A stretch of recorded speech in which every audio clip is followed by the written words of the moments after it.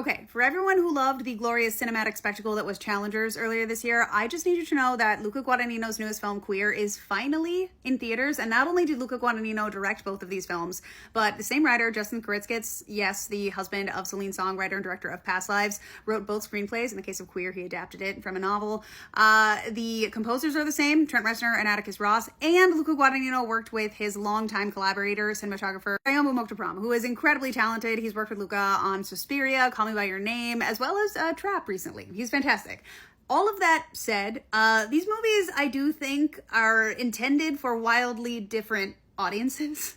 I bring it up because I do think it's really important that people go into this movie with the correct expectations. I think that Challengers has a very universal appeal and a very straightforward story, whereas Queer is a very meandering odyssey that is at times surreal, but always stunningly beautiful. And I know that it's said a lot, but this is a film that truly, truly deserves to be seen in theaters. I'm not kidding.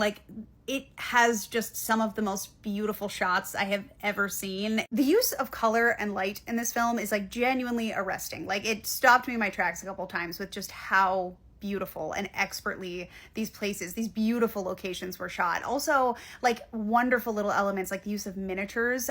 You almost don't notice it at first because they're so well done, but it's so immersive and it adds to the surrealism while also being such a beautiful homage to classic and time-honored film techniques. I was blown away. And the story is just so beautiful. It is devastatingly sad. It's highly existential. It reminded me of some of my favorite books that I read when I was a teenager, like Milan Kundera. I haven't read the book that the film is based on, but I really want to.